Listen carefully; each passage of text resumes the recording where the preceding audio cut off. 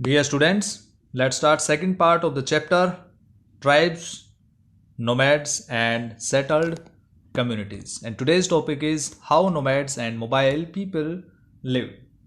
As we discussed yesterday in the previous video, nomads, the people who moved from one place to another place, also known as mobile people, those who moved with their entire family and their goods and other things, clear? And this was their lifestyle, moving from one place to another place, right? Tribal people were dependent on hunting and gathering. You can see in figure 1 bheels, bheels of MP and other parts of central India hunted deer by the night. This is the second figure. Third figure is a chain of mobile traders connected India to the outside world. Here you see nuts being gathered and loaded on the backs of camels. Central Asian traders brought such goods to India, and the Banjaras and other traders carried these to local markets. Sometimes Banjaras used to sell these kinds of products to the people directly. After that, they bought and sold these goods as they moved from one place to another, transporting them on their animals. The Banjaras were the most important nomads. Trader nomads. Why? Because Banjaras uh, used to carry the things from the traders and they carried these to the people. Their karma was called Tanda because all the things they carried with them of their essential commodities, daily needs requirements, etc. Sultan Alauddin Khilji used the Banjaras to transport grain to the city markets. Emperor Jahangir wrote in his memoirs that the Banjaras carried grain on their bullocks from different areas and sold it in towns.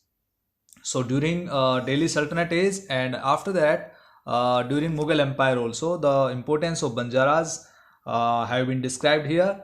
They transported food grain for the Mughal army during military campaigns. With a large army, there could be 1 lakh bullocks carrying grain. Here, nomads and itinerant groups. We have discussed about nomads people. The Banjaras, Peter Mundi. This is the description by Peter Mundi, an English trader who came to India during the early 17th century, has described the Banjaras. Here you can read this extract that how the Banjaras were very important and how they moved from one place to another place with the essential commodities and the particular commodity which was sold by them to the people. Many pastoral tribes. Pastoral tribes. What do you understand by pastoral tribes? Pastoral tribes or these people were the people who moved with their cattle or their animals. They used to rear the animals. Clear? They reared and sold animals such as cattle and horses to the prosperous people. Different castes of petty peddlers also traveled from village to village. They made and sold wares such as ropes, reeds, straw matting, and coarse sacks. Sometimes mendicants acted as wandering merchants. So these were like merchants, wandering merchants, those who moved from one place to another place, selling the different kinds of things. There were castes of entertainers who performed in different towns and villages for their livelihood. They used to entertain the people. This is changing society, new castes and hierarchies. As the economy and the needs of society grew, people with new skills were required. Smaller castes or jatis emerged within varnas. Varna system, we discussed about Varna system earlier, that according to Varna system there were main four categories or castes: Brahmans, Kshatriyas, Vaishyas and Shudras.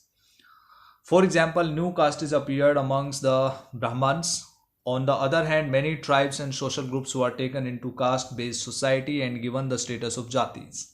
Specialized artisans, smiths, carpenters, and masons were also recognized as separate jatis by the Brahmans. Jatis rather than varna became the basis for organizing society. So rather than varna system, now jatis became the main base of the organization of the society, or with the organizing society. Deliberations on Jati, you can find here a 12th century inscription from Udaya Kondan Udayar in Tiruchirappalli Taluka. It is now Tamil Nadu.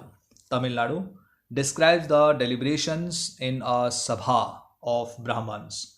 They deliberated on the status of a group known as Rathakaras, literally chariot makers. Rathakaras, making rathas.